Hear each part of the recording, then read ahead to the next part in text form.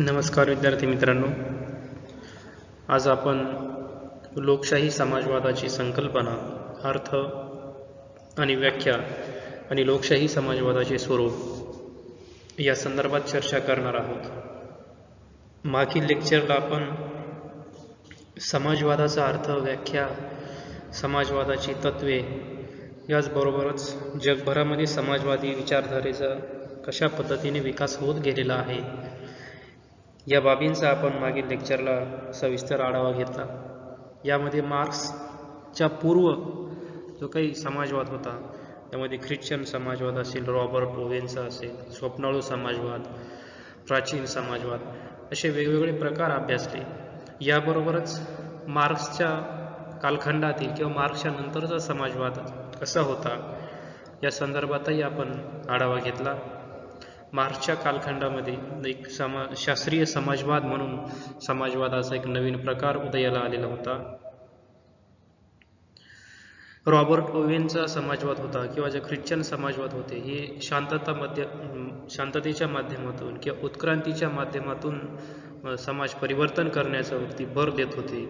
याचबरोबर क्रांतीशिवाय आर्थिक समता प्रस्थापित करण्याचा विचार हे स्वप्नाळू समाजवादी करत होते.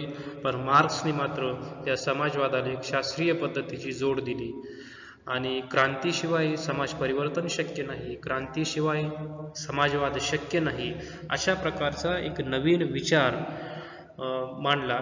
तर त्याला शास्त्रीय समाजवाद किंवा मार्क्सवाद, साम्यवाद या नावाने सुद्धा ओळखले जाते. व समाजवादाचाच हा एक नवीन प्रकार आहे, तो म्हणजे लोकशाही समाजवाद. तर लोकशाही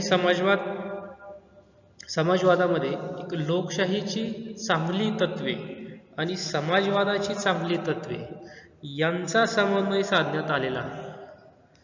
तसेच या दोन्हीतील जे काही दोष आहे हे दोष टाळण्याचा प्रयत्न या लोकशाही समाजवादामध्ये करण्यात आलेला आहे.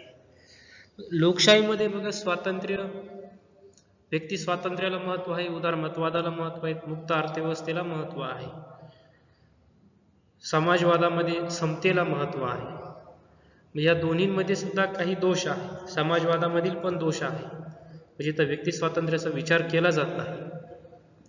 आणि लोकशाहीमध्ये व्यक्ती स्वातंत्र्याचा पुरस्कार करून इथं सर्वांना समान पातळीवरती आणणं शक्य होत नाही.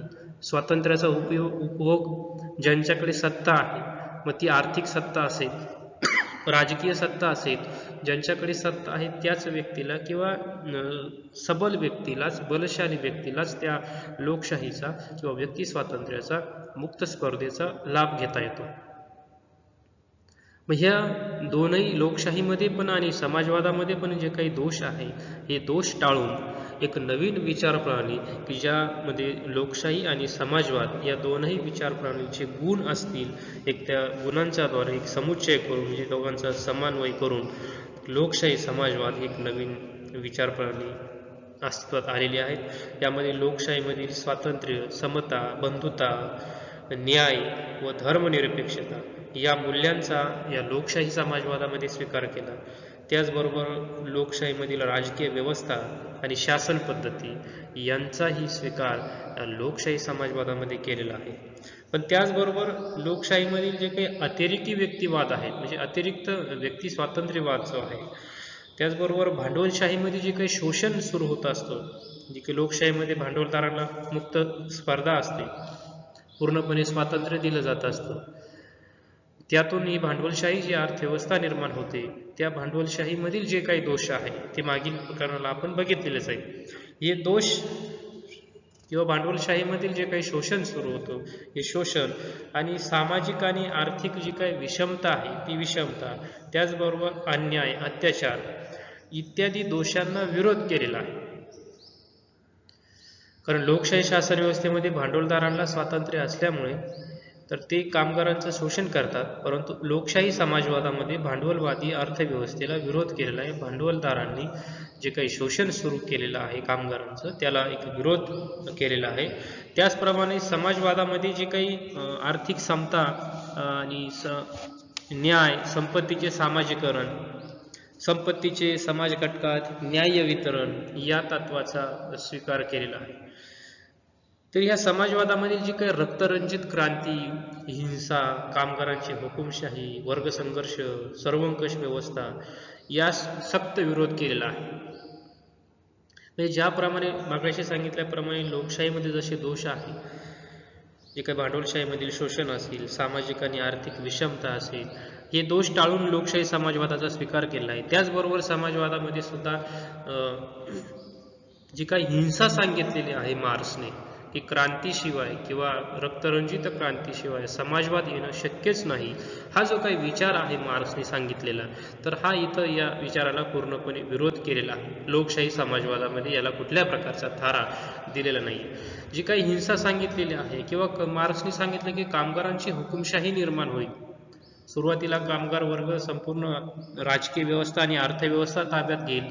त्या काळामध्ये ठराविक संक्रमण काळामध्ये कामगारांची हुकुमशाही निर्माण होईल आणि अशा कामगारांची हुकुमशाही समाजवादामध्ये जरी मान्य असेल, परंतु लोकशाही समाजवादामध्ये मात्र ही कामगारांची हुकुमशाही, कामगारांची क्रांती, हे दोनही मुद्दे ताज्य ठरवलेले आहेत. किंवा वर्गसंघर्ष, गरीब आणि श्रीमंत यामध्ये संघर्ष होणंच गरजेचं आहे, संघर्षाशिवाय विकास होणार नाही, अशा प्रकारचा जो काही एकांगी विचार मार्क्सने मांडलेला होता, तर त्या विचाराला पूर्णपणे छेद देऊन एक नवीन विचार म्हणजे लोकशाही समाजवाद, जो या दोनही विचारसरणींमधील योग्य समन्वय घडून एक नवीन अर्थव्यवस्था या लोकशाही समाजवादाच्या निमित्ताने समोर आलेली आहे. म्हणजे याचा भांडवलशाही व्यवस्थेतील आत्यंतिक व्यक्तिवादाला विरोध होता. त्याचबरोबर रशियामधील जी काही हुकुमशाही होती, चीनमधील हुकुमशाही होती, ती त्यांना मान्य नव्हती. अशा विचारवंतांनी एका मध्यम मार्गी विचाराचा पुरस्कार केला, त्यालाच लोकशाही समाजवाद असं म्हणतात. अशा प्रकारे ह्या लोकशाही समाजवादाचा अर्थ प्रतिपादित केला जातो. म्हणजे भांडवलशाहीमध्ये मागाशी सांगितल्याप्रमाणे तेच आहे की भांडवलशाहीमध्ये जो आत्यंतिक व्यक्तिवाद होता, तो सुद्धा काही लोकांना मान्य नव्हता. आणि त्याचबरोबर रशियामध्ये जी काही साम्यवादाच्या नावाखाली जी काही हुकुमशाही प्रस्थापित झालेली होती, ही सुद्धा ज्यांना मान्य नव्हती, अशा वेळेस मग ह्या अशा विचारवंतांनी एक मध्यममार्गी विचारांचा पुरस्कार केला, तर त्यालाच लोकशाही समाजवाद म्हटलं जातं. म्हणजे लोकशाहीमधील चांगली तत्वे, समाजवादामधील चांगली तत्वे यांचा समन्वय म्हणजेच लोकशाही समाजवाद होय.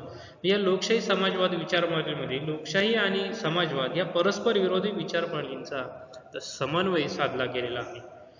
लोकशाहीमधील स्वातंत्र्य आणि समाजवादातील समता या दोन विचारांना एक मुरड घालून एक नवीन समाजरचना निर्माण करण्याचा प्रयत्न या विचारप्रणालीने केलेला आहे. या लोकशाही समाजवादाच्या काही व्याख्या आहेत, तर त्या व्याख्यांचाही आपण थोडक्यात आढावा घेणार आहोत.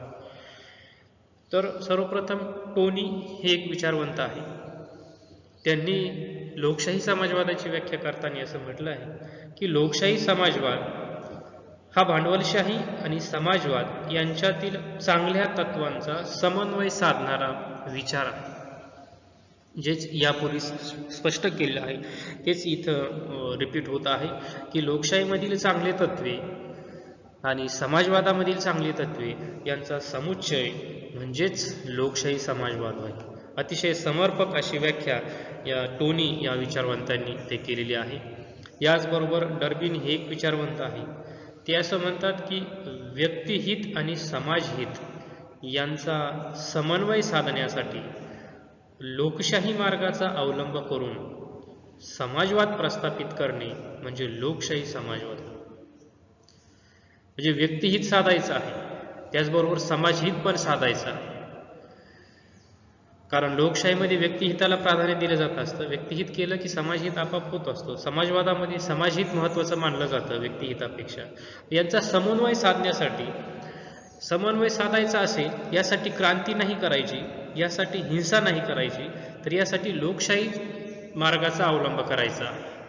म्हणजे स्वातंत्र्य, समता आणि बंधुता आणि न्याय या तत्वांचा आधार घेऊन समाजवाद व्यवस्था प्रस्थापित करायची. कारण समाजवादामध्ये काय अपेक्षित आहे की कुणीही गरीब व श्रीमंत तिथं अपेक्षित नाही.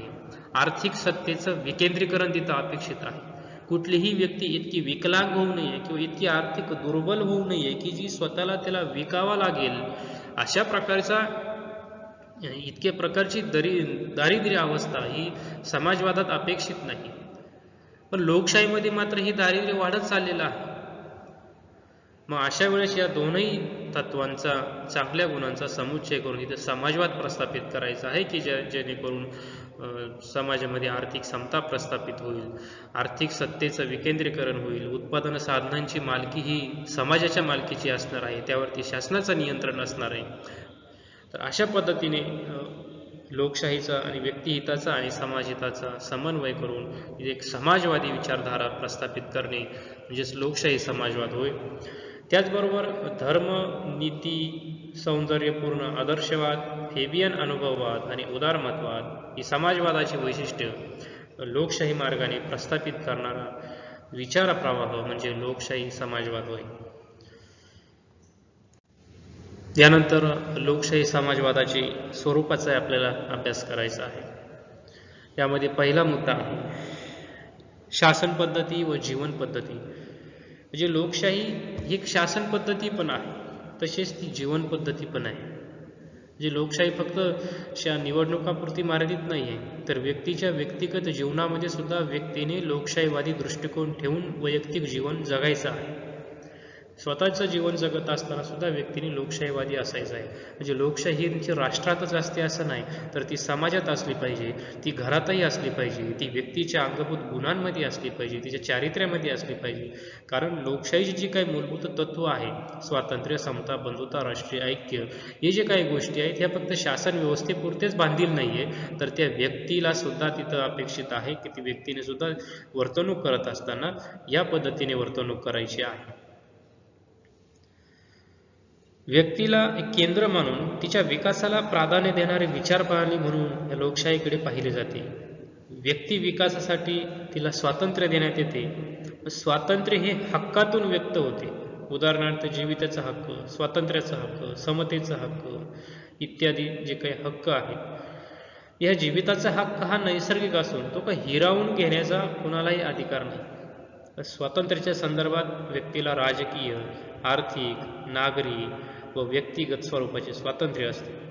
समतेच्या हक्काद्वारे धर्म, वंश, जात, भाषा, लिंग, प्रदेश इत्यादी आधाराने कोणताही भेदभाव न करता सर्वांना विकासाची एक समान संधी या निमित्ताने दिली जात असते. व राज्याचे जे काही कायदा आहेत, या कायद्यासमोर सर्व नागरिक समान लेखले गेले पाहिजे. त्यामध्ये आचार विचार स्वातंत्र्य असेल, धर्म स्वातंत्र्य हे प्रत्येक नागरिकाला दिलं गेलं पाहिजे. याचबरोबर खाजगी मालमत्तेचा हक्क हा व्यक्तीला असतो. त्यामुळे ती सतत कार्यरत राहून स्वतःची उपजीविकेचे साधन तर मिळवतेच, त्याचबरोबर भविष्याची सोय सुद्धा करून ठेवत असते.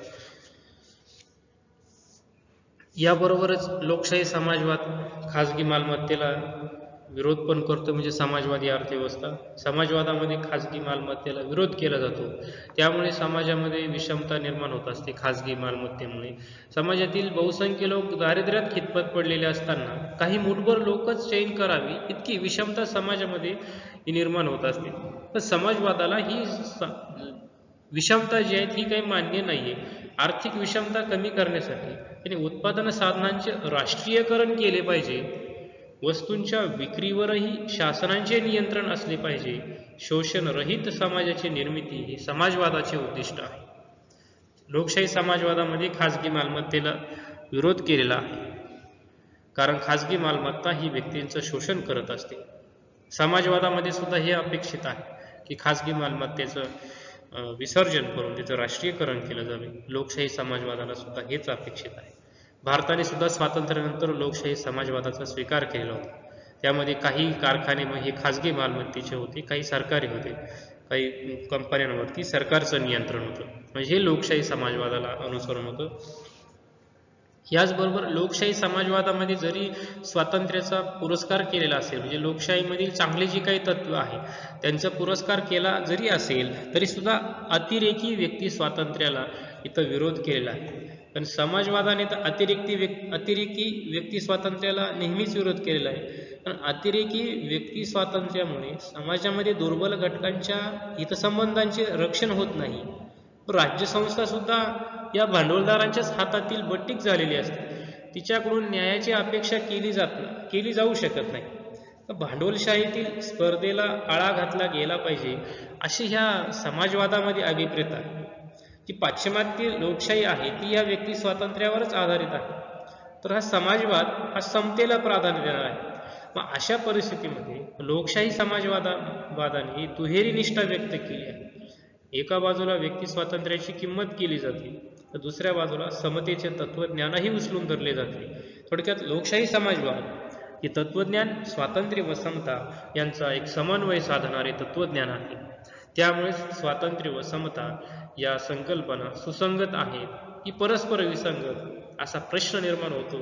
व्यक्तीच्या मालमत्तेच्या हक्कामुळे संपत्तीचे केंद्रीकरण होऊ शकते. समाजामध्ये आहिरे व नाहिरे असे जे काही दोन वर्ग निर्माण होतात, ही गोष्ट समतेच्या तत्वाच्या विरोधी आहे. या उलट समाजामध्ये आर्थिक समता प्रस्थापित करण्याच्या नादामध्ये व्यक्ती स्वातंत्र्याला गंभीर मर्यादा समाजवादामध्ये पडत असतात. त्यामुळे समाजहिताच्या प्राधान्य विचार करून लोकशाही समाजवादामध्ये व्यक्ती स्वातंत्र्याचा पण विचार केलेला आहे, परंतु अतिरेकी व्यक्ती स्वातंत्र्याला इथं विरोध केलेला आहे. याचबरोबर स्वातंत्र्य व समता या तत्वांचा स्वीकार केलेला आहे. लोकशाही समाजवादामध्ये स्वातंत्र्य व समता या दोन्ही तत्वांचा स्वीकार करताना या दोन्हींच्या मर्यादा लक्षात घेतलेल्या आहेत. कोणत्याही व्यक्तीला अमर्याद स्वातंत्र्य देता येत नाही, कारण स्वातंत्र्य म्हणजे बंधनाचा अभाव ही कल्पना जरी असेल किंवा हा विचार जरी असेल स्वातंत्र्याच्या अर्थासंदर्भात, तरी सुद्धा हे काही प्रत्यक्षामध्ये आणता येत नाही. स्वातंत्र्य म्हणजे एक व्यक्ती विकासाला पोषक ठरणारी अनुकूल परिस्थिती निर्माण करून देणं गरजेचं आहे. व्यक्ती हा एकाकी कधीच नसतो, त्यामुळे त्या व्यक्तीवरती समाजाचे काही बाबतीमध्ये बंधने असतात, काही नियंत्रणे असतात, त्याचा स्वीकार व्यक्तीला करावाच लागत असतो. म्हणजे व्यक्ती स्वातंत्र्यावरती काही बंधनांची आवश्यकता ही नक्कीच असते. म्हणजे लोकशाही समाजवादामध्ये ही बंधने ही निश्चित केलेली असतात. लोकशाही समाजवादाचा ज्यावेळेस उदय झाला त्यावेळेसच त्याने असं नमूद करण्यात आलं की स्वातंत्र्य आणि समता यांची सांगड घालण्याचं काम या लोकशाही समाजवादाने केलेलं आहे.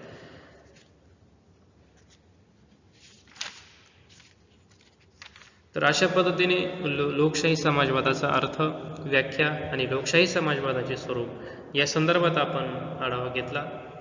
तोपर्यंत इथेच थांबूया. धन्यवाद.